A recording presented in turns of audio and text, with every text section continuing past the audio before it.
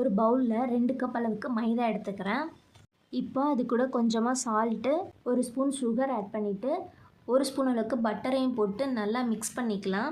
Mix பண்ணிவிட்டு அதை லைட்டாக கையில் பிடிச்சி பாருங்கள். இந்த மாதிரி பிடிக்கிற அளவுக்கு வந்தால் கரெக்டான கன்சிஸ்டன்சி.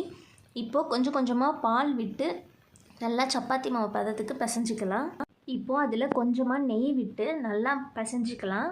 இப்போது இந்த மாவை கொஞ்சமாக உருண்டை பிடிச்சி இப்போது கையில் வச்சு லைட்டாக அழுத்திட்டு கட்டை விரல் வச்சு ஒரு ப்ரெஸ் கொடுத்துருங்க. இந்த மாதிரி உருட்டி வச்சுக்கலாம். இப்போ கடாய் அடுப்பில் வச்சு எண்ணெய் ஊற்றிட்டு எண்ணெய் ஹீட் ஆனதும் ஒன்று ஒன்றா போட்டு 2 சைடும் நல்லா கோல்டன் ப்ரௌன் ஆகிற மாதிரி ஃப்ரை பண்ணி எடுத்துக்கலாம். இப்போ கடாய் அடுப்பில் வச்சுட்டு கொஞ்சமாக தண்ணி ஊற்றி 1 கப் சுகர் போட்டுட்டு அது கூட ஒரு ஸ்பூன் அளவுக்கு ஏலக்காய் பொடியும் தூவி விட்டு மிக்ஸ் பண்ணி கொதி வந்ததும் ஆஃப் பண்ணிடலாம். இப்போது நம்ம ஃப்ரை பண்ணி வச்சுருக்க பாதுஷாவை ஒன்று ஒன்றா சுகர் சிரப்பில் போட்டு ஒரு 1 hour ஊற வச்சு எடுத்துக்கலாம். அவ்வளோதாங்க, ரொம்ப சிம்பிளாக ஜூஸியான பாதுஷா ரெடி. சூப்பர் டேஸ்டியாக இருக்கும். எல்லாருக்கும் ரொம்ப பிடிக்கும். நீங்களும் ட்ரை பண்ணி பாருங்கள்.